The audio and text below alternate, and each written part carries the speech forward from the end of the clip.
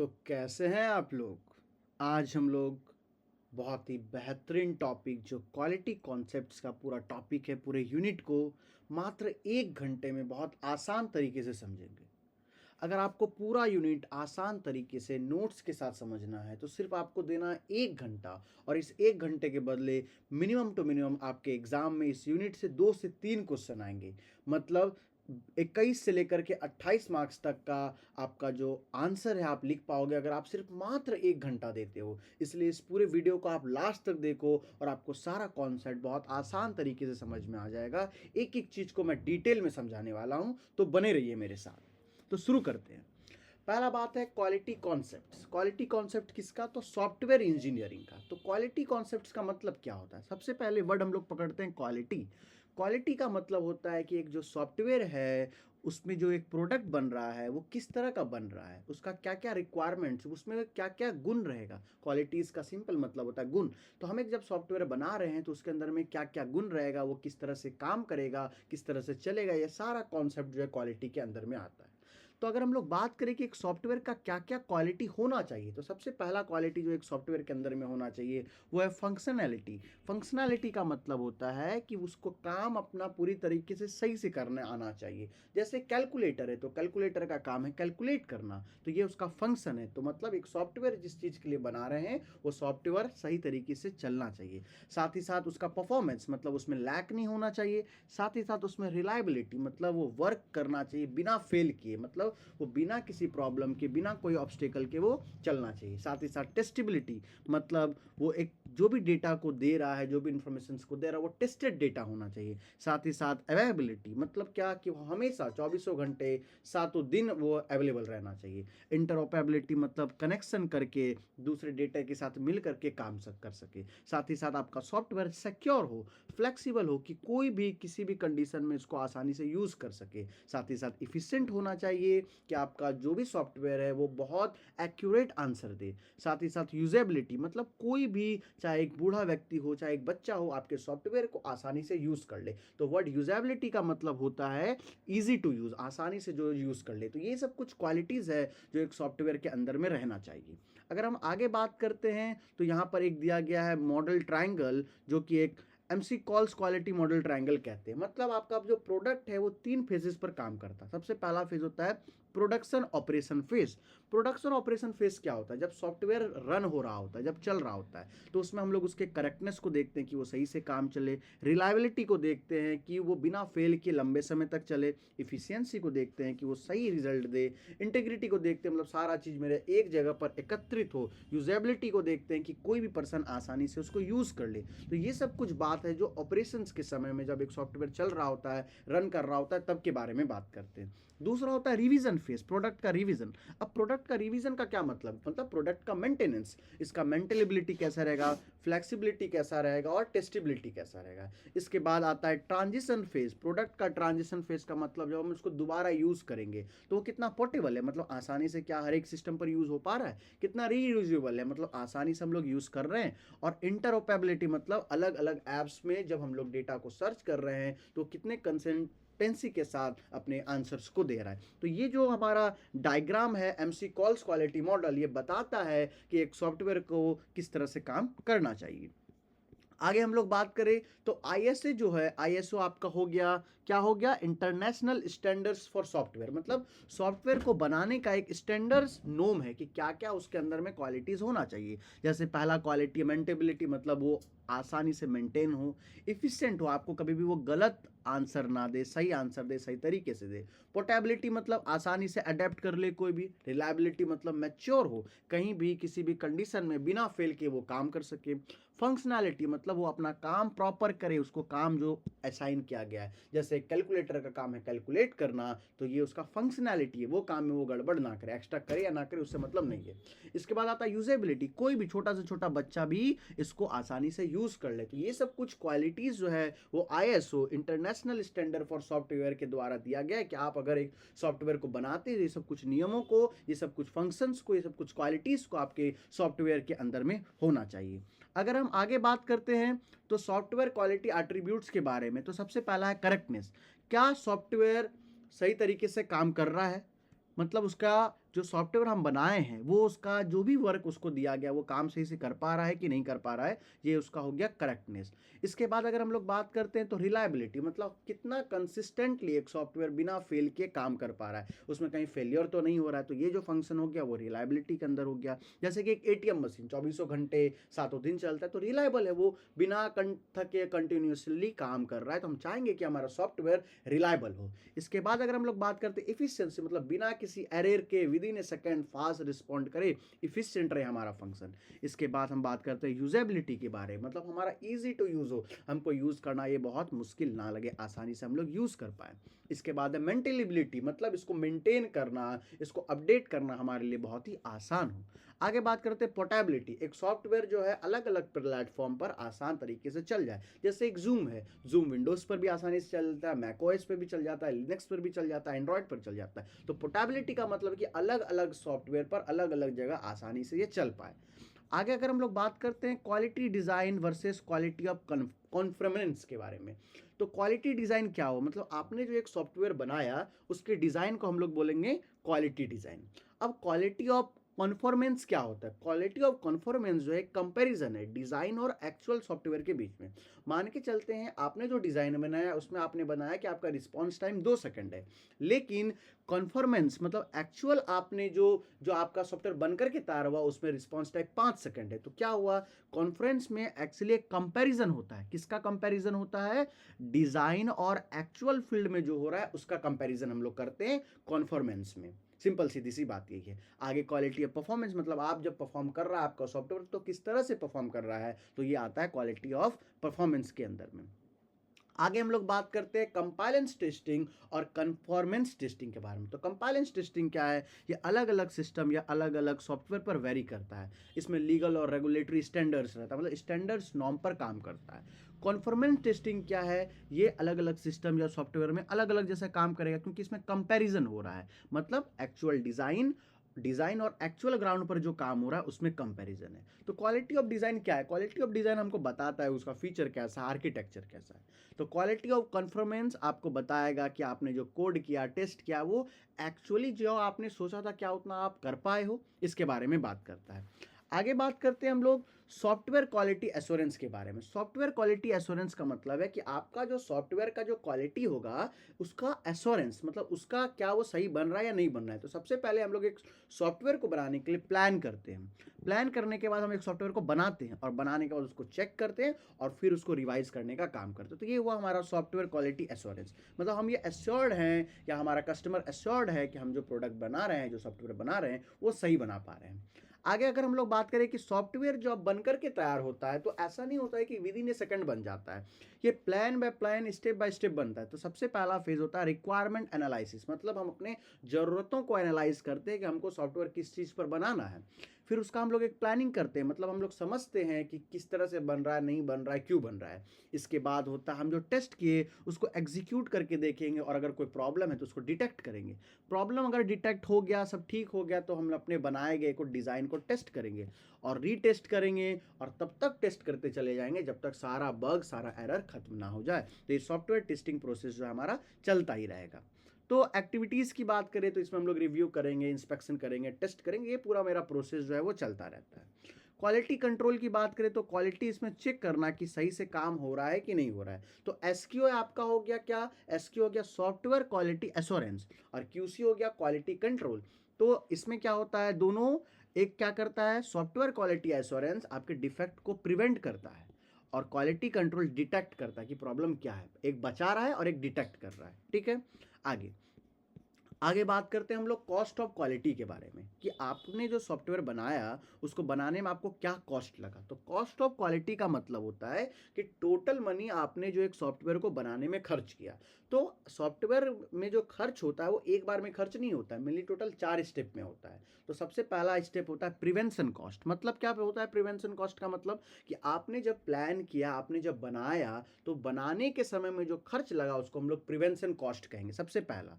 इसके बाद होता है अप्रेजल कॉस्ट। अप्रेजल कॉस्ट क्या हुआ, आपने जब एक कोड को यूज़ किया तो उसमें कुछ प्रॉब्लम्स आई, उस प्रॉब्लम्स को डिफेक्ट डिफेक्टिवनेस को आपने जब ठीक किया तो अप्रेजल कॉस्ट, या आपने जब खोजा, फाइंड किया कि क्या क्या प्रॉब्लम है, तो वो हमारा अप्रेजल कॉस्ट हो गया। इसके बाद इंटरनल फेल्योर कॉस्ट क्या हो गया, जब आपने प्रॉब्लम को खोजा तो खोजने के बाद उसे ठीक करना पड़ेगा। तो ये क्या होता है, ये लॉन्च करने से पहले जब आप एक सॉफ्टवेयर को बना रहे होते हो, जब आप लॉन्च नहीं किए रहते तो सारे आप प्रॉब्लम को खोजते हो और उसको ठीक करने का कोशिश करते हो। तो जब हमारा प्रोडक्ट लॉन्च नहीं हुआ है, उससे पहले किया गया खर्च जो उसको ठीक करने पर है, उसको हम लोग इंटरनल फेल्योर कॉस्ट कहते हैं। इसके बाद एक्सटर्नल फेल्योर कॉस्ट, आपने एक बार सॉफ्टवेयर को लॉन्च कर दिया, उसके बाद आपको प्रॉब्लम पता चला, तब आप उसको जो मेंटेनेंस कर रहे हो वो आता है हमारा एक्सटर्नल फेल्योर कॉस्ट के अंदर में। तो ये सब सारा बात था कॉस्ट ऑफ क्वालिटी। तो शॉर्ट में अगर आपको याद रखना है तो इसको आप PAIE जो यहाँ पर दिया हुआ है, PAIE के फॉर्म पर आप इसको याद कर सकते हो। तो P से प्रिवेंशन, A से अप्रेजल, I से इंटरनल फेल्योर और E से एक्सटर्नल फेल्योर। तो शॉर्ट में अगर आप याद करना चाहो तो PAIE से याद कर सकते हो, सिंपल सीधी सी बात है। अब बात करते हैं कॉस्ट ऑफ क्वालिटी। तो आपने जो खर्च किया तो गुड क्वालिटी कॉस्ट है और एक पुअर क्वालिटी कॉस्ट है। जैसे प्रिवेंशन, आपने कुछ बनाया तो बनाने में जो खर्च हुआ उसको हम लोग गुड क्वालिटीज़ में जोड़ेंगे, या उसको बनाने के समय में जो प्रॉब्लम आपने ढूंढा जिसको हम लोग अप्रेजल कॉस्ट कहेंगे तो उसको हम लोग गुड क्वालिटी में जोड़ेंगे। लेकिन पुअर क्वालिटी मतलब जो बेफिजूल का खर्च हुआ, जो आप बार बार उसको रीडिज़ाइन कर रहे हो, बार बार लॉन्च करने से पहले रीडिज़ाइन किया, लॉन्च करने के बाद में, तो ये ऐसा खर्च हुआ जिस खर्च का कोई ज़रूरत नहीं था, लेकिन ये करना पड़ता है ऐसा, क्योंकि हमारे पास एक सॉफ्टवेयर ऐसा बन करके तैयार नहीं हो जाता जो एक बार में बन जाता है। तो कॉस्ट दो तरह का होता है, good quality, poor quality. Good quality में दो पार्ट आता है, जो पहला पार्ट था प्रिवेंशन और अप्रेजल PA, और पुअर क्वालिटीज में I और E आ जाता है। आगे अगर हम लोग बात करें तो प्रिवेंशन कॉस्ट क्या हुआ, ट्रेनिंग के समय में, अप्रेजल कॉस्ट क्या हुआ, टेस्टिंग के समय में, और फेल्योर जो आपका प्रॉब्लम को मतलब ठीक करने में खर्च लगा। क्वालिटी मैट्रिक्स की बात करें तो इसमें हम लोग एक एक क्वालिटीज़ को देखते हैं, एक एक चीज़ों को परखते हैं। सिंपल सीधी सी बात है। तो सॉफ्टवेयर क्वालिटीज़ क्या क्या होना चाहिए, आपका सॉफ्टवेयर करेक्ट होना चाहिए, आपका सॉफ्टवेयर रिलायबल होना चाहिए, मतलब बिना फेल के चलना चाहिए, इफिशिएंट होना चाहिए, मतलब लंबे समय तक चलना चाहिए, यूजेबल मतलब कोई भी यूज़ कर ले, मेंटेनेबल मतलब ईजी होना चाहिए मेंटेन करने के लिए। तो qualities correctness, reliable, efficient, usable और मेंटेबिलिटी और पोर्टेबिलिटी। अगर एक लाइन में समझना चाहें कि सॉफ्टवेयर क्वालिटी क्या है, तो सॉफ्टवेयर क्वालिटी का मतलब कि सॉफ्टवेयर हर एक क्राइटेरिया से पास करे कि वो सही है, उसमें किसी भी तरह का कोई भी प्रॉब्लम नहीं है, तो हम बोलेंगे कि वो सॉफ्टवेयर का क्वालिटी जो है वो एश्योर्ड क्वालिटी के अंदर में आता है। तो सबसे जो पहला टॉपिक हमारा था क्वालिटी कॉन्सेप्ट, वो बहुत अच्छे तरीके से क्लियर हो गया है। अब बात करते हैं हम लोग रिव्यू टेक्निक के बारे में। रिव्यू टेक्निक क्या होता है, रिव्यू टेक्निक एक सिस्टमेटिक एग्जामिनेशन होता है, मतलब सॉफ्टवेयर को या प्रोडक्ट को हम लोग बारीकी से देखते हैं और रिव्यू करते हैं कि उसमें क्या क्या प्रॉब्लम है, उसमें डिफेक्ट अर्ली एजेस में उसको ठीक करना या क्वालिटी को बढ़ाना या स्टैंडर्ड्स को बढ़ाना। रिव्यू टेक्निक, वर्ड रिव्यू का मतलब क्या होता है, हम एक उसको और बेहतर करने का कोशिश करते हैं। रिव्यू क्यों यूज़ किया जाता है, अर्ली स्टेजेस में यूज़ किया जाता है एरर को फाइंड करने के लिए या क्वालिटीज़ को बढ़ाने के लिए या टीम को समझाने के लिए। तो रिव्यू टेक्निक अलग अलग तरह का रिव्यू टेक्निक है, जैसे आइडेंटिफाई प्रोजेक्ट, पहले आप अपने प्रोजेक्ट को समझते हो, प्रोजेक्ट को ब्रेक डाउन करते हो, छोटे छोटे पार्ट में आप तोड़ते हो, फिर आप टाइम का एस्टिमेट लगाते हो कि आपको इस प्रोजेक्ट को बनाने में कितना टाइम लगेगा। इसके बाद आप उसमें डिपेंडेंसी देखते हो कि अलग अलग काम कितना ईजी होगा। आप अलग अलग प्रोजेक्ट को विजुअलाइज करते हो, चार्ट को एनालाइज करते हो कि कितना टाइम लगेगा, किस तरह से बनेगा। तो टोटल जो प्लानिंग का जो फेज आता है वो रिव्यू टेक्निक फेजेस में आता है। आगे अगर हम लोग बात करें कि types of software technical review, तो हम लोग किस तरह से सॉफ्टवेयर को रिव्यू करते हैं। सबसे पहला रिव्यू होता है पीयर रिव्यूज। पीयर रिव्यू क्या हुआ, इसमें क्या करते हैं, एक ही तरह के लोगों से चीज़ों को रिवाइज किया जाता है, मतलब बार बार एक ही तरह के लोगों को बोला जाता है कि आप मेरे चीज़ों को देखिए। इसके बाद वॉक थ्रू होता है, मतलब क्या क्या काम करना है ये वर्क को एक्सप्लेन किया जाएगा, वॉक थ्रू हो गया। इसके बाद हो गया इंस्पेक्शन, मतलब देखा कि क्या सही है क्या गलत है। इसके बाद क्या हो गया ऑडिट। ऑडिट मतलब क्या हुआ, जो एक ऑफिशियल स्टैंडर्ड नॉर्म है उस पर हम सॉफ्टवेयर को ले जा करके चेक करेंगे क्या सही है क्या गलत है नहीं है। मेन टाइम क्या हो गया, इनफॉर्मल रिव्यू, आपने नॉर्मली रिव्यू किया, साथ ही साथ वॉक थ्रू किया, मतलब चीज़ों को देखा कि सही है गलत है किस तरह से काम कर रहा है। टेक्निकल रिव्यू हो गया, मतलब टेक्निकली आपने देखा सही है गलत है क्या प्रॉब्लम है, और फिर फाइनली आपका सॉफ्टवेयर बन करके तैयार हो गया। जनरल रिव्यू क्या हुआ, आपने पहले इवेलुएट किया इंट्री लेवल पर कि आप जो बना रहे हो वो किस तरह का बना रहे हो, फिर मैनेज किया, फिर आपने प्लान किया, प्रिपेयर किया और उसको यूज़ करने लगे। सिंपल सीधी सी बात यही है। वॉक थ्रू मोस्ट कॉमन है एग्जाम में। वॉक थ्रू का मतलब क्या होता है, वॉक थ्रू एक पीयर रिव्यू सिस्टम है जिसमें ऑथर अपने सारे चीज़ों को बताता है, मतलब किसको बताता है, अपने जो है स्टेक होल्डर्स को बताता है, अपने यूजर्स को बताता है। सिंपल सीधी सी बात यही है। इंस्पेक्शन क्या हो गया, इसमें हाईली स्ट्रक्चर्ड रिव्यू किया जाता है, एक एक चीज़ को बहुत ही बारीकी से देखा जाता है, इंस्पेक्शन किया जाता है, चीज़ों को जांचा जाता है, परखा जाता है। तो ये हमारा इंस्पेक्शन रिव्यू में आ जाता है। टेक्निकल रिव्यू क्या हुआ, इसमें टेक्निकल एक्सपर्ट्स बैठ करके डिज़ाइंस को देखते हैं, आर्किटेक्चर को देखते हैं। और इनफॉर्मल रिव्यू क्या हो गया, इसमें कैजुअल चेकिंग होता है। तो इतना बात जो हम लोगों ने अभी डिस्कस किया, तो ये रिव्यू टेक्निक मतलब जो आपका सॉफ्टवेयर बना वो किस किस कंडीशंस पर बना, आप इसमें इनफॉर्मली क्या हुआ, वॉकथ्रू में क्या हुआ, टेक्निकली क्या हुआ, सारी चीज़ों को हम लोग बारीकी से देखे और समझने का कोशिश की। सिंपल सीधी सी बात यही है। आगे हम लोग बात करते हैं नेक्स्ट टॉपिक के बारे में, जो है सॉफ्टवेयर क्वालिटी एश्योरेंस। जब आप एक सॉफ्टवेयर को बना रहे होते हैं तो उस सॉफ्टवेयर को बनाने के समय आपको एश्योरेंस का ज़रूरत होता है कि आपने जो सॉफ्टवेयर बनाया क्या वो सही है गलत है। तो सॉफ्टवेयर क्वालिटी एश्योरेंस ये एश्योर करता है कि सॉफ्टवेयर जो बन रहा होगा वो पूरी तरीके से सही होगा। तो पूरी तरीके से सही होने के लिए क्या करना होगा, उसमें हम लोग को डिफेक्ट से बचना होगा। तो सॉफ्टवेयर क्वालिटी एश्योरेंस क्यों किया जाता है, ताकि आपका जो सॉफ्टवेयर है वो बहुत अच्छे तरीके से बने, स्टैंडर्ड नॉर्म्स को फॉलो करे, या अर्ली स्टेजेस में किसी भी तरह का प्रॉब्लम ना हो। सॉफ्टवेयर क्वालिटी एश्योरेंस में सबसे पहले प्लान किया जाता है, फिर चेक किया जाता है और फिर उसके हिसाब से एक्ट किया जाता है। तो ये process by process, step by step जो है वो चलता है। सॉफ्टवेयर का टेस्टिंग फेज होता है, सबसे पहले हम लोग चीज़ों को टेस्ट करते हैं, उसके बाद प्लान करते हैं, उसके बाद एग्जीक्यूट करते हैं, डिज़ाइन करते हैं और फिर से रीटेस्ट करते हैं। तो ये जो हमारा क्वालिटी एश्योरेंस, हमारा क्वालिटी सही है कि नहीं है, उसके लिए हमको सॉफ्टवेयर टेस्टिंग प्रोसेस से उसको गुजारना पड़ता है। तो हमारा जो सॉफ्टवेयर होता है उसका एक SDLC साइकिल होता है। SDLC साइकिल में क्या होता है, सॉफ्टवेयर डेवलपमेंट लाइफ साइकिल। इसमें होता क्या है, सॉफ्टवेयर के पूरे लाइफ को स्टेप्स में 6 स्टेप्स में तोड़ा गया है। सबसे पहले आपके रिक्वायरमेंट को पता करना, ये जो SDLC साइकिल है, ये जो 6 स्टेप्स है, अगर मात्र आप ये 6 स्टेप्स को याद करते हो तो इससे कंफर्म एक क्वेश्चन आपके एग्जाम में आएगा ही आएगा, और आप इसको अपने तरीके से बनाकर लिख सकते हो कि SDLC में सबसे पहला फेज है एनालाइज करना चीज़ों को, इसके बाद है टेस्ट करना, इसके बाद इंप्रूवमेंट करना, इसके बाद इन्वायरमेंट के हिसाब से सेटअप करना और एजुकेशन को देखना और टेस्ट को क्लोजर। तो ये पूरा साइकिल एक 6 साइकिल है, SDLC साइकिल के अंदर में ये आता है। आगे हम लोग अगर बात करें एक्टिविटीज़ क्या क्या है, तो सबसे पहले हम लोग प्लान करेंगे। प्लान करने के बाद उसको हम लोग डिफाइन करेंगे स्टैंडर्ड नॉर्म से कि सही है गलत है, किस तरह से काम हो रहा है। इसके बाद हम लोग रिव्यू करेंगे, गलत है इसमें क्या क्या हम लोग सही कर सकते हैं। फिर टेस्टिंग फेज में जाएंगे, प्लान करेंगे, एग्जीक्यूट करेंगे और ऑडिट करेंगे, मतलब फाइनेंशियली लीगल तौर पर देखेंगे उसमें क्या मैनेज है, क्या डिफेक्ट है, ये सब सारी चीज़ों को एक एक करके समझने का कोशिश हम लोग करते हैं। अब हम लोग बात करते हैं, हम लोगों ने 2 टॉपिक पढ़ा, एक क्वालिटी एश्योरेंस भी पढ़ा, क्वालिटी कंट्रोल भी पढ़ा। अंतर क्या होता है क्वालिटी एश्योरेंस और क्वालिटी कंट्रोल में, अंतर क्या? तो सबसे पहला क्वालिटी कंट्रोल के बारे में बात करते हैं। क्वालिटी कंट्रोल ये कंट्रोल करता है कि किसी भी तरह का प्रॉब्लम ना हो, और क्वालिटी एश्योरेंस ये करता है कि क्या क्या प्रॉब्लम हो रहा है उसको ठीक कैसे किया जाए। तो कुछ जो है दोनों में सिमिलैरिटी, जैसे दोनों मिलकर के एक ही काम करता है कि क्वालिटी को इम्प्रूव करता है, कॉस्ट को घटाता है और कोई भी तरह का कंप्लेन नहीं होना, लेकिन काम दोनों अलग अलग तरह से करता है। क्वालिटी कंट्रोल ये करता है कि एरर हो ही ना, और क्वालिटी एश्योरेंस ये करता है कि एरर है तो उसको फाइंड आउट करने के लिए, मतलब उसको ठीक करने के लिए काम किया जाता है। तो वही क्वालिटी एश्योरेंस और क्वालिटी कंट्रोल के बीच में डिफरेंसेस हम लोग देखने को मिलता है।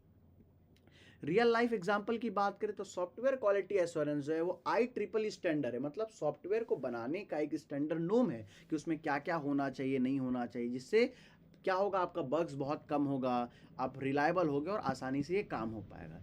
Simple software quality assurance examples की बात करें तो हम लोग सबसे पहले प्लान करते हैं, रिव्यू करते हैं और ऑडिट करते हैं। तो सॉफ्टवेयर क्वालिटी एश्योरेंस को अगर आप यूज़ करते हो तो क्या फ़ायदा आपके लिए, अर्ली आप प्रॉब्लम्स को डिटेक्ट कर पाओगे, कॉस्ट ऑफ रिवर को घट पाएगा, क्वालिटीज़ बढ़ जाएगा और कस्टमर सेटिस्फाइड रहेंगे, मतलब कस्टमर खुश रहेंगे आपके किए गए कामों के लिए। एक लाइन में अगर हम लोग समझना चाहें तो सॉफ्टवेयर क्वालिटी एश्योरेंस का मतलब होता है वो प्रोसेस जिससे ये इंश्योर करता है कि सॉफ्टवेयर डेवलपमेंट बहुत अच्छी तरीके से हो।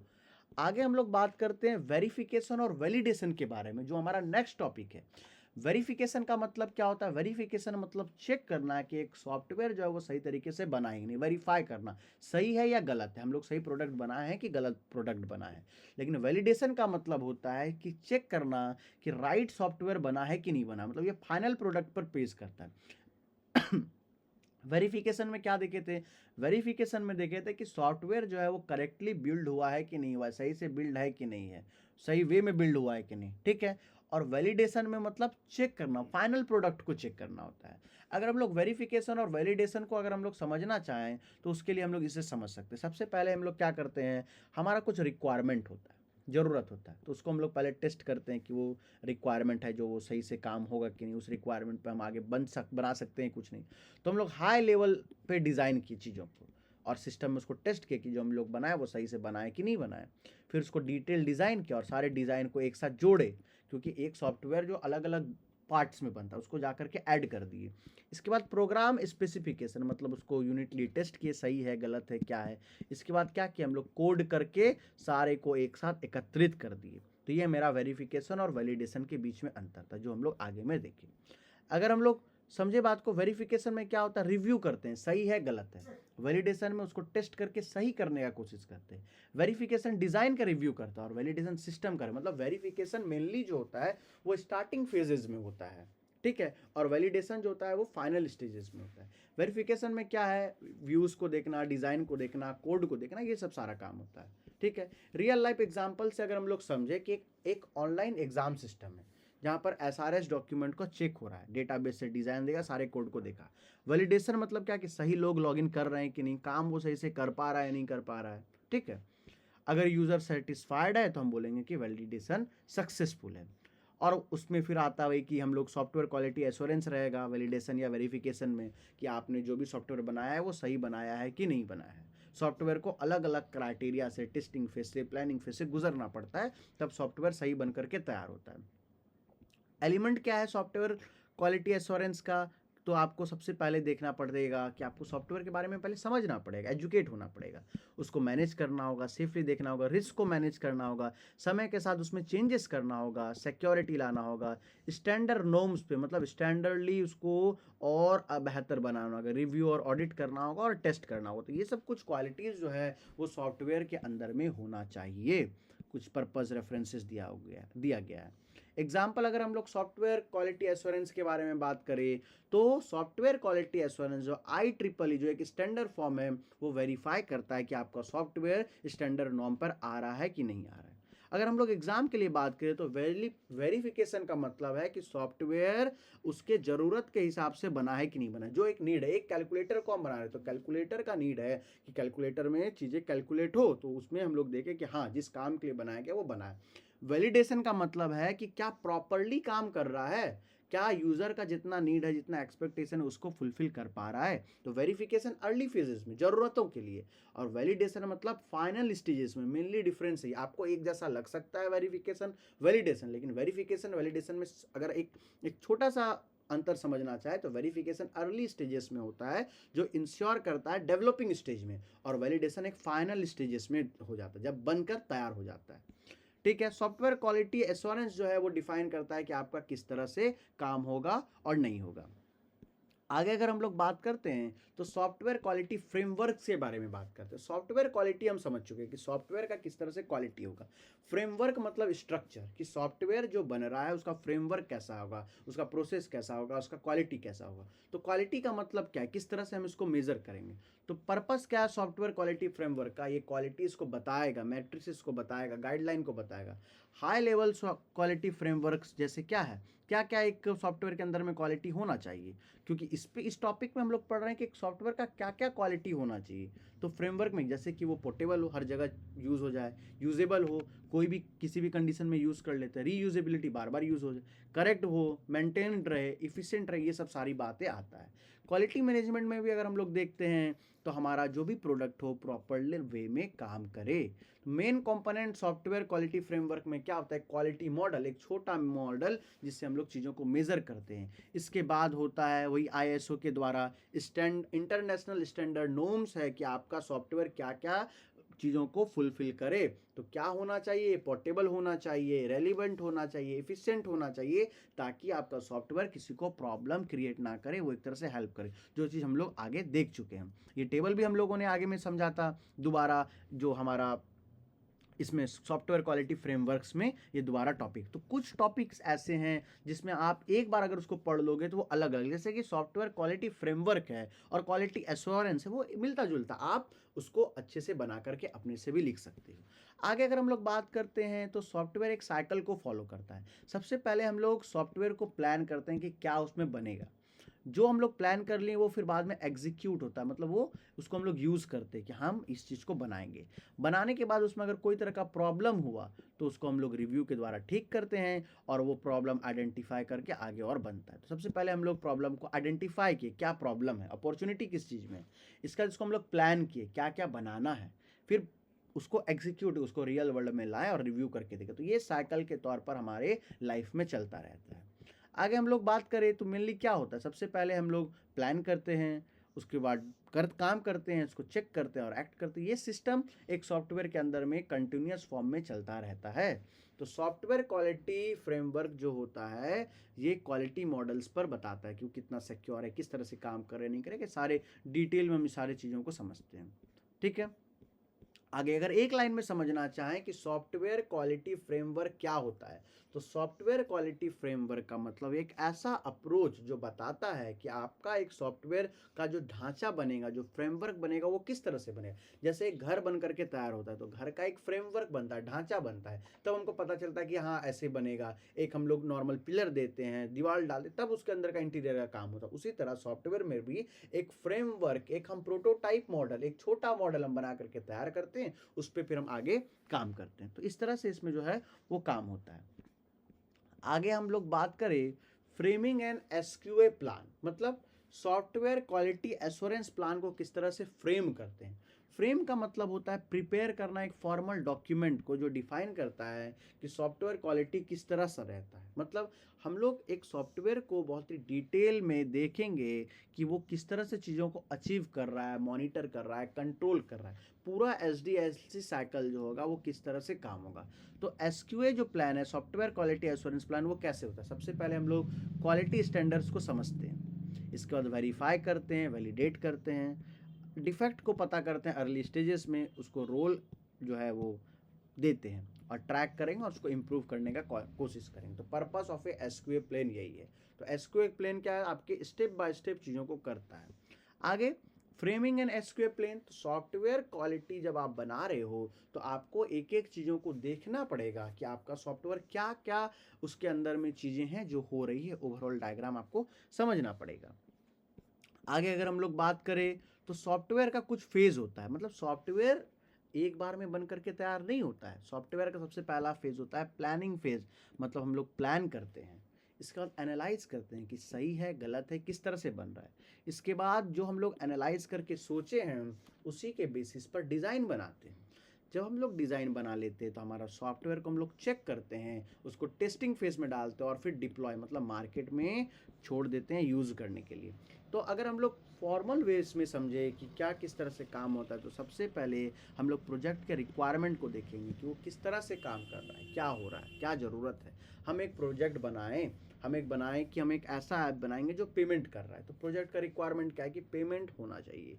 इसके बाद हम उसके क्वालिटीज़ को चेक करेंगे, साथ ही साथ स्टैंडर्ड नॉर्म्स पर उसको चेक करेंगे कि वो सही है या गलत है। साथ ही साथ हम लोग देखेंगे कि उसमें क्या क्या स्टेप्स इन्वॉल्व है, एक SQA प्लान को बनाने के लिए क्या क्या स्टेप्स उसके अंदर में हमको चाहिए। क्वालिटी गोल्स को एश्योर करेंगे। तो ये सब कुछ चीज़ें हैं जब आप एक फ्रेमवर्क को बना रहे हो। आप एक स्टैंडर्ड्स देखें, क्वालिटी एट्रीब्यूट्स बताएं, स्टैंडर्ड्स बताएं और चीज़ों को एक डॉक्यूमेंट कराएं, मतलब डिटेल में एक एक चीज़ों को लिखे। साथ ही साथ आपने डिफ़ाइन किया, प्लान किया, वेरीफाई किया।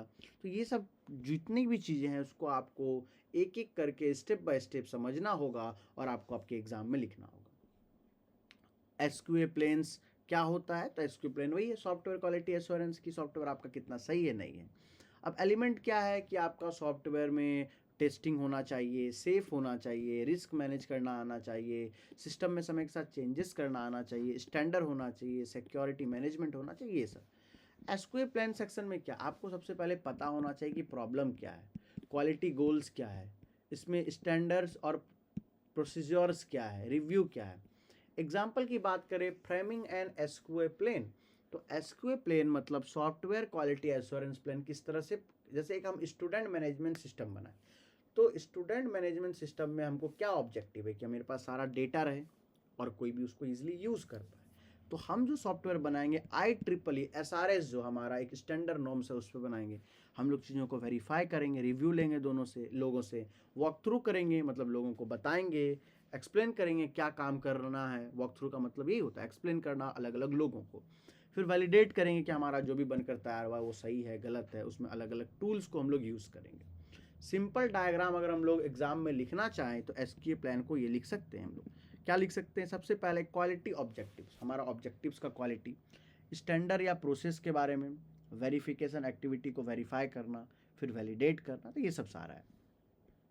अगर हम लोग एडवांटेज के बारे में बात करें कि एडवांटेज क्या है, एडवांटेज ऑफ फ्रेमिंग है। क्या एडवांटेज? कि आपको क्लियर रोड मैप पता होता है आपको क्या करना होता है, यही हमारा एडवांटेज। क्लियरली आप जान पाते हो, समझ पाते हो आपको क्या करना है और किस तरह से करना है। इसके बाद आता है अर्ली डिफेक्ट प्रिवेंशन, मतलब अगर कोई भी तरह का डिफेक्ट आता है तो आपको शुरू में ही पता चल जाएगा कि क्या डिफेक्ट आया है, किस तरह से डिफेक्ट है और क्या क्या प्रॉब्लम है। इसके बाद है बेटर कंट्रोल ओवर SDLC, मतलब SDLC साइकिल पर आप ज़्यादा अच्छा कंट्रोल कर पाओगे। तो अगर आप समझना चाह रहे हो कि फ्रेमिंग एसक्यूए प्लेन का मतलब क्या है, तो ये एक प्रोसेस है जो क्वालिटी एट्रीब्यूट्स के बारे में बताता है, स्टैंडर्ड एक्टिविटीज़ के बारे में बताता है, साथ ही साथ एक सॉफ्टवेयर के अंदर में क्या क्या चीज़ होना चाहिए इसके बारे में हम समझते हैं जो है फ्रेमिंग एंड एसक्यूए प्लेन के अंदर में। इसके बाद आता है ISO 9000 model. ISO 9000 model actually है क्या? ये एक international quality management standard development है जो कि international organisation of standardisation ISO के द्वारा लाया गया है। ये फोकस करता है quality rather than product itself, मतलब आप जो एक सॉफ्टवेयर बनाए हो तो उसका कोई तो देख रेख करने वाला होगा कि वो सही है गलत है किस तरह से बन रहा है, तो वो ISO देखता है, मतलब international organisation of for standardisation. वो देखता है कि वो सही है कि गलत है, ISO देखिए। इसका गोल ये है कि आप जो सॉफ्टवेयर को बना रहे हो वो सॉफ्टवेयर कंसिस्टेंट हो, कस्टमर आपसे सेटिस्फाइड हो और कंटिन्यूस इम्प्रूवमेंट आप इसमें करते रहो। तो ये सारा गोल्स जो है वो जो है ISO के अंदर में आता है। आगे अगर हम लोग बात करते हैं तो ISO फैमिली ओवरव्यू डायग्राम कि आज के समय का ISO जो है वो कैसा है और पहले के समय में कैसा था। सबसे पहला 9000 में आया। 9000 में क्या था? डिस्क्राइब किया स्टैंडर्ड क्वालिटीज़ क्या क्या होना चाहिए, ठीक है। इसके बाद 9001 में आया, इसमें बताया कि ये ऑर्गेनाइजेशन किस चीज़ के लिए काम करता है। तो मेनली ये जो ऑर्गेनाइजेशन है ये काम करता है कि एक सॉफ्टवेयर एक स्टैंडर्ड तरीके का बने। मतलब क्या है कि हमें पता है हर चीज़ का दुनिया में रूल और रेगुलेशन होता है, तो सॉफ्टवेयर को बनाने का भी कुछ रूल एंड रेगुलेशन एक स्टैंडर्ड नॉर्म होना चाहिए कि किस तरह से बनना चाहिए। तो उसी तरह से इवॉल्व होते होते 9002 में आया क्या कि हमारे प्रोडक्शन में कोई भी तरह का ऑब्स्टेकल्स नहीं होना चाहिए, साथ ही साथ फाइनल इंस्पेक्शन हमारे लिए ईजी होना चाहिए, हमको उसमें गाइडलाइंस देखेंगे।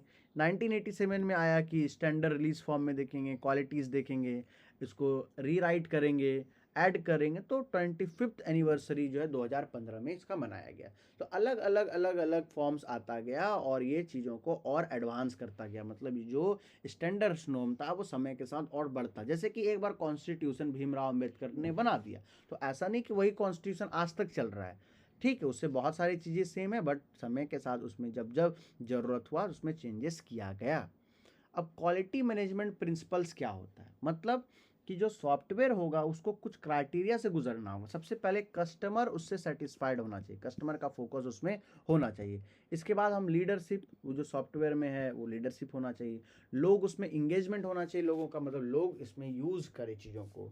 प्रोसेस अच्छा होना चाहिए और समय के साथ इसमें इम्प्रूवमेंट होना चाहिए, रिलेशनशिप अच्छा होना चाहिए। तो ये सब कुछ क्वालिटीज़ है जो मैनेजमेंट प्रिंसिपल्स के अंदर में होना चाहिए। तो ISO 9000 मॉडल क्या कहता है? ये कॉमनली वो मॉडल है जो दिमाग लगाता है डिज़ाइन पर, डेवलपमेंट पे, प्रोडक्शन पर, इंस्टॉलिंग पे, सर्विसिंग में। तो ये सब अलग अलग फेजेस पर ये काम करता है।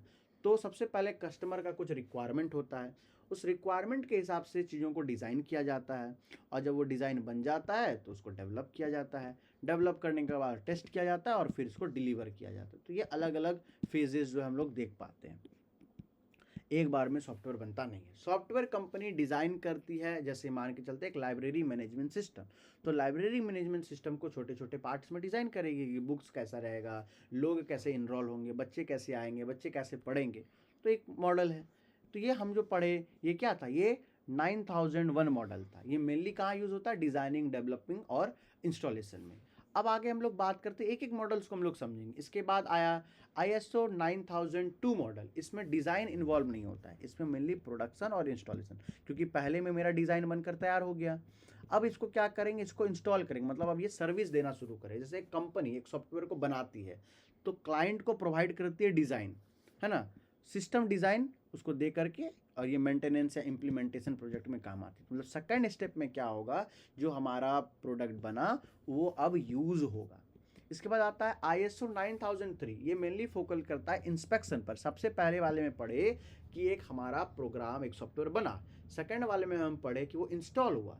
थर्ड वाले में हम लोग पढ़ेंगे कि इंस्पेक्शन होगा, मतलब उसको टेस्ट करके देखेंगे कि वो सही है, गलत है, किस तरह से काम कर रहा है, काम कर रहा है कि नहीं कर रहा है, फाइनल प्रोडक्ट हमारा कैसा होगा। एग्जाम्पल, एक ऑर्गेनाइजेशन टेस्ट कर रहा है आपके दिए गए सॉफ्टवेयर को कि वो सॉफ्टवेयर सही से काम कर रहा है या नहीं कर रहा है, या उसमें किसी तरह का कुछ प्रॉब्लम है, कुछ परेशानी है।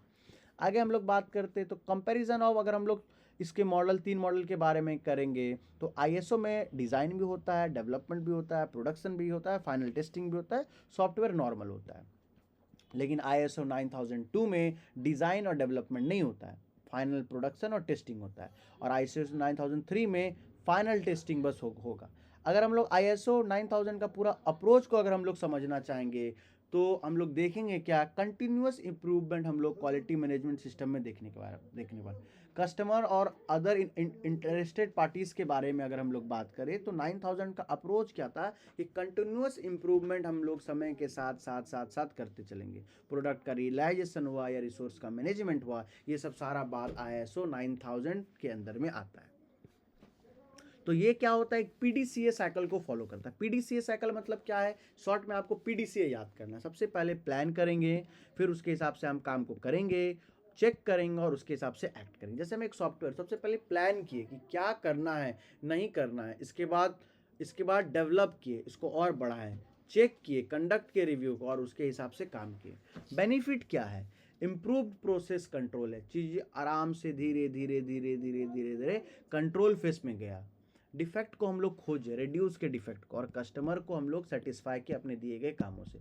अगर रियल लाइफ सॉफ्टवेयर एग्जांपल समझते हैं कि ऑनलाइन बैंकिंग सॉफ्टवेयर बनाए, ठीक है, जिसमें कि आपका सारा डॉक्यूमेंट मेंटेन रहेगा, रेगुलरली उसको लीगल तौर पर हम लोग ऑडिट करते चलेंगे और देखते चलेंगे, और एक इससे क्या हमारा एक ट्रस्ट बिल्ड हो जाएगा। अगर हम लोग सिंपल वे में समझें कि ISO 9000 क्या है या ISO 9001 क्या है, तो ISO 9000 जो है एक standard international quality management system है, जो ये फोकस करता है कि कंसिस्टेंट क्वालिटी सॉफ्टवेयर का लोगों तक जाता रहे। 9001 ये करता है कि डिज़ाइन, प्रोडक्शन, सर्विस, ये सब बहुत सही तरीके से हो। इसके बाद अगर हम लोग बात करते हैं तो SEI CMM मॉडल के बारे में बात करते हैं। SEI CMM मॉडल क्या है, SEI CMM मॉडल है कैपेबिलिटी मैच्योरिटी मॉडल, जिसको हम लोग CMM मॉडल कहते हैं। इसमें होता क्या है, तो ये जो हमारा CMM मॉडल है ये देखता है इम्प्रूवमेंट के बारे में, डेवलपमेंट के बारे में, ये चीज़ों को मैनेज करता है और मेंटेन करता है सॉफ्टवेयर को। ऐसा ही CMM मॉडल जो है ये बताता है कि आपका जो सॉफ्टवेयर है वो कितना मैच्योर है, कितने सही तरीके से ऑर्गेनाइज्ड है, कितने सही तरीके से चल रहा है। आपने एक सॉफ्टवेयर को दे दिया, वो सॉफ्टवेयर ज़रूरी नहीं कि मार्केट में लॉन्च हो जाएगा, उसको अलग अलग फॉर्म्स में अलग अलग तरीके से उसको जांच किया जाएगा। तो वो जांच करने का तरीका ही वो CMM मॉडल है। CMM मॉडल मतलब कैपेबिलिटी मैच्योरिटी मॉडल, कि आपका जो भी सॉफ्टवेयर वो कितना कैपेबल है, कितना सही है, कितना गलत। तो सबसे पहला लेवल है ओवरऑल डिज़ाइन। तो सबसे पहला इनिशियल होता है, इनिशियल में हम लोग उसको चेक कराते हैं, फिर बार बार रिपीटेड होता है, फिर डिफाइन करते हैं, मैनेज करते हैं, ये सवाल। तो CMM लेवल में क्या होता है, सबसे पहले इनिशियल, इसमें हम लोग को डिफाइन करने का कोई ज़रूरत नहीं होता है, इंडिविजुअली इसमें काम होता है। उसके बाद प्रोजेक्ट मैनेजमेंट रिलेवेंस, कोई प्रॉपर प्लानिंग इसमें नहीं होता है। लेवल 1 में हम लोग बस एक बार नॉर्मली चेक करते हैं, ठीक है। सेकंड में रिपीटेबल, मतलब बेसिक प्रोजेक्ट को बार बार चेक किया जाता है, प्रोजेक्ट के प्लानिंग पर मेन फोकस होता है, उसके इम्प्रूवमेंट पर मेन फोकस होता है। इसके बाद अगर हम लोग बात करें डिफाइन, मतलब ऑर्गेनाइजेशन को प्रॉपरली डिफाइन करते हैं, फोकस करते हैं उसके स्टैंडर्ड प्रोसेस पर, प्रोजेक्ट के रेलिवेंस पर चेक करते हैं। आगे लेवल 4 होता है मैनेज, प्रोसेस को मेज़र या कंट्रोल किया जाता है, चीज़ों को देखा जाता है उसमें क्या गड़बड़ी है, क्या सही है, किस तरह से काम होगा। फिफ्थ जो होता है ऑप्टिमाइजिंग, मतलब कंटिन्यूअस इंप्रूवमेंट किया जाता है उसके अंदर में। इसके बाद ये तो हमारा 5 पॉइंट था जो CMM मॉडल के अंदर में आता है। तो सबसे पहला इनिशियल मॉडल में क्या सीखे हम लोग, इनिशियल मॉडल में हम लोग हमारा प्रोसेस डिफाइन नहीं होता, हम बस चीज़ों को डालते हैं उसके अंदर में। इसके बाद सेकंड स्टेप जो था हमारा रिपीटेबल, हम लोग उसमें चेक करते हैं, डिफाइन करते हैं और उसको समय के साथ और बेहतर और अच्छा बनाने का कोशिश करते हैं। आगे तो ये 5 पार्ट के बारे में हम लोग समझे। अब बात करते हैं हम लोग किसके बारे में, CMM और प्रोजेक्ट मैनेजमेंट मैपिंग के बारे में। CMM और प्रोजेक्ट मैनेजमेंट मैपिंग क्या है, तो हमारा जो एक प्रोजेक्ट होता है वो अलग अलग फॉर्म्स में चेक होता है। सबसे पहले इनिशियल फॉर्म में चेक हुआ कि सही है गलत है, फिर रिपीटेड फॉर्म में जाता है कि सॉफ्टवेयर को अलग अलग नॉर्म्स में देखा जाता है, फिर जब चेक हो गया तो उसको डिफाइन किया जाता है, उसके बारे में बताया जाता है ये क्या है नहीं है, और फिर समय के साथ उसको मैनेज किया जाता है और ऑप्टिमाइज मतलब और उसको एडवांस बनाया जाता है। क्योंकि एक कोई भी सॉफ्टवेयर कोई भी ऐप ऐसा नहीं कि एक बार में बनकर तैयार हो जाता है, स्टेप बाय स्टेप इसमें काम होता है। सबसे पहले पहला स्टेप, फिर दूसरा स्टेप, फिर तीसरा स्टेप, और बढ़ते बढ़ते बढ़ते बढ़ते ये एडवांस फॉर्म में चला जाता है। आगे हम लोग बात करें मैच्योरिटी लेवल के बारे में, तो सबसे पहला इनिशियल में क्या होता है, प्रोसेस अनप्रिडिक्टेबल होता है, हमें पता नहीं होता है। सेकंड मैनेज्ड फेज होता है, मतलब प्रोजेक्ट्स या को और बेहतर किया जाता है, इसको हम लोग डिफाइन करते हैं, ऑर्गेनाइजेशन और अच्छा बेहतर बनता है। क्वालिटी को हम लोग चेक करते हैं और ऑप्टिमाइज करते हैं, फोकस करते हैं चीज़ों पर। सिंपल डायग्राम से अगर हम लोग समझे तो ये 5 पॉइंट है, इसको आप समझ सकते हो, ऐड किए, फिर प्लान किए, फिर उसको स्टैंडर्डाइज किए, मेजर किए, ये सब। रियल लाइफ से अगर हम लोग समझे तो ऑनलाइन शॉपिंग एप्लीकेशन, अगर आप पूरे टॉपिक को अगर अभी भी नहीं समझे कि CMM क्या है, किस तरह से काम करता है, तो ये एग्जाम्पल से आप बहुत आसानी से समझ जाओगे। लेवल 1 में हम लोग रैंडमली कोड किए, एक सॉफ्टवेयर को बनाना था, रैंडमली कोड किए तो हमारा फेल्योर हो गया। दूसरी बार और अच्छे से प्लान किया और शेड्यूल करके काम किए। तीसरे में स्टैंडर्ड SDLC फॉलो किया, मतलब सही तरीके से और बेहतर बनाने का कोशिश किए।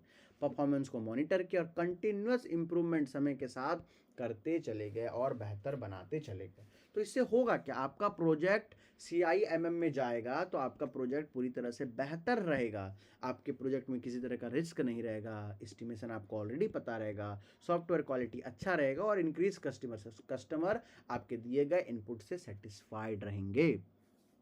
अगर हम लोग शॉर्ट में समझे कि CIMM क्या होता है और रेलिवेंस टू जो है प्रोजेक्ट मैनेजमेंट क्या होता है, तो CMM एक फ्रेमवर्क है जिससे ये बताता है कि आपका सॉफ्टवेयर डेवलपमेंट का जो प्रोसेस है वो कितना मैच्योर है, कितना ऑर्गेनाइज्ड है, कितने सही तरीके से किया जा रहा है। और रेलिवेंस टू प्रोजेक्ट मैनेजमेंट क्या है, CMM प्रोवाइड करता है एक स्ट्रक्चर, एक तरीका है जिसमें हम लोग उसको चेक करते हैं। तो CMM जो है वो क्या, कैपेबिलिटी मैच्योरिटी मॉडल, जो आपके दिए गए सॉफ्टवेयर को चेक करता है एक एक करके कि वो कितना सही है और कितना गलत है। आगे बात करते हैं कुछ और भी मॉडल्स हैं जो CMM के जैसे ही मॉडल्स हैं, अदर कुछ इमर्जिंग मॉडल्स हैं। तो सबसे पहला इमर्जिंग मॉडल का मतलब क्या हुआ, इमर्जिंग मॉडल का मतलब वो हुआ जिसमें लोग और फोकस कर रहे हैं और देख रहे हैं और क्या क्या ऐसा इसी टाइप का बढ़ रहा है। तो ट्रेडिशनल मॉडल जो पुराने समय का मॉडल था वो CMM मॉडल था, जो हम लोग पहले से यूज़ करते आ रहे हैं, उसको हम लोग CMM मॉडल बोले, ठीक है। तो ये मेनली फोकस करता है प्रोसेस के एरिया। लेकिन इमर्जिंग मॉडल और एक्सटेंड हो गया और आज के समय का मॉडल बन गया, मतलब और एडवांस मॉडल बन गया। इमर्जिंग मॉडल में क्या हुआ, लोग फोकस करने लगे स्किल्स पर, कल्चर पर, कंटिन्यूस इम्प्रूवमेंट पर।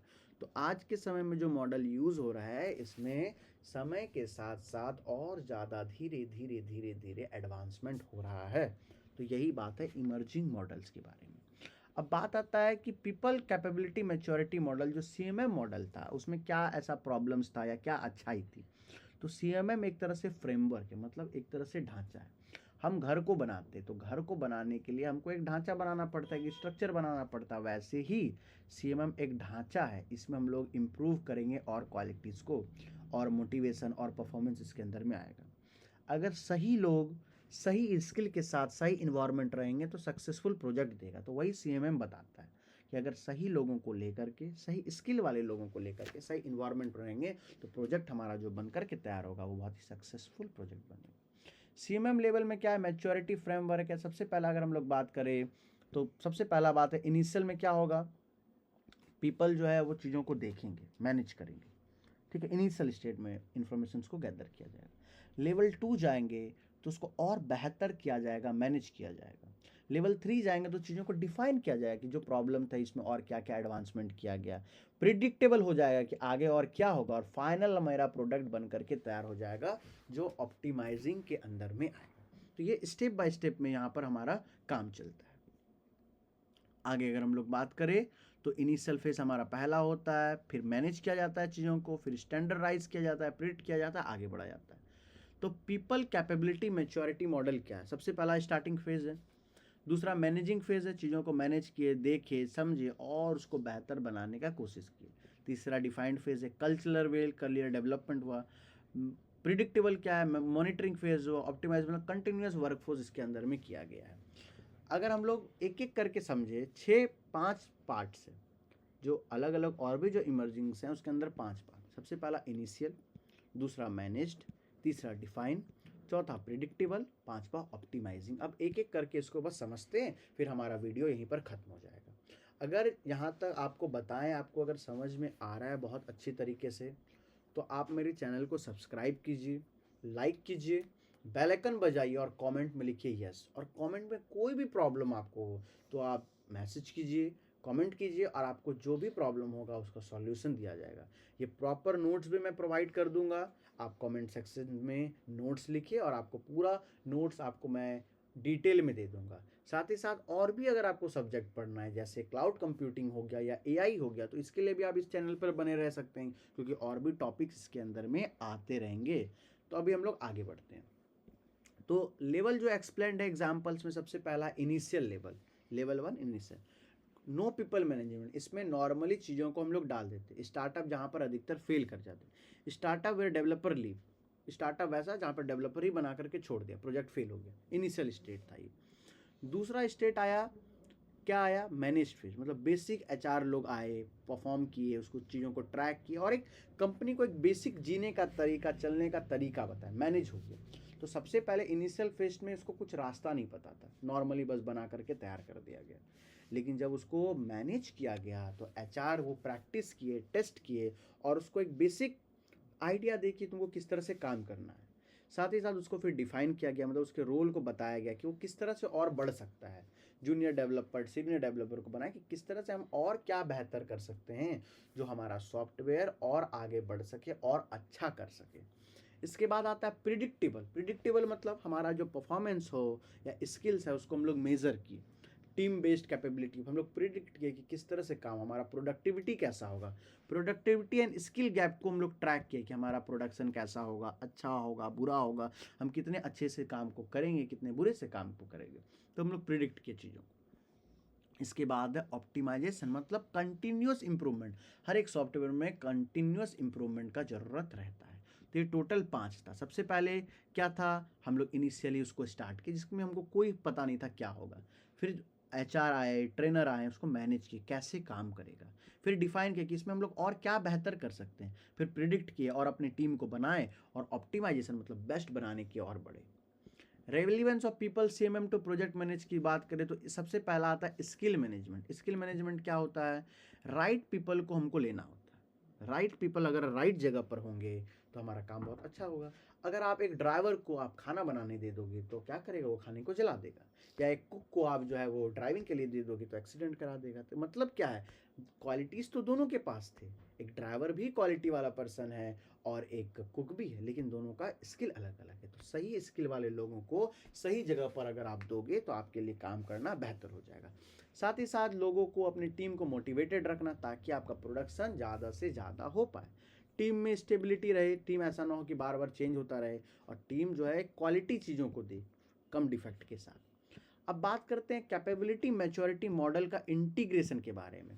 तो CMMI capability maturity model integration जो है एक सिंगल इम्प्रूवमेंट फ्रेमवर्क है जो कुछ लेवल पर काम करता है, जो अभी हम लोग देखें। तो सबसे पहले वो इनिशियलाइज किया, मतलब चीज़ों को स्टार्ट किया। फिर उसमें एचआर या ट्रेनी आकर के उसको मैनेज किए।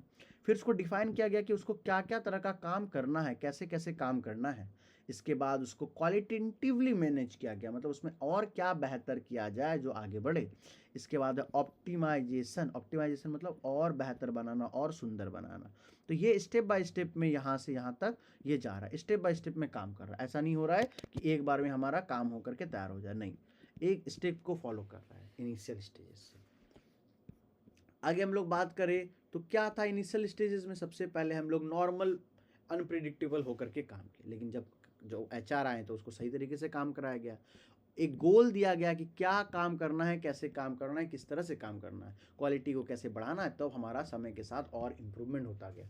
तो आपको ये 5 पॉइंट को बहुत अच्छे से याद करना है, initial, manage, define, qualitatively manage और ऑप्टिमाइजेशन। तो यही मैच्योरिटी लेवल का 5 जो है स्तंभ है, बोल सकते हैं 5 पॉइंट है। एग्जाम्पल जैसे एक सॉफ्टवेयर फिल्म है तो वो CMMI को यूज़ करता है, मतलब सबसे पहले वो प्रोजेक्ट को समझेगा, उसको स्टैंडर्ड प्रोसेस में लेकर के आएगी, प्रोजेक्ट में क्या क्या हमको सही से करना है, ठीक है।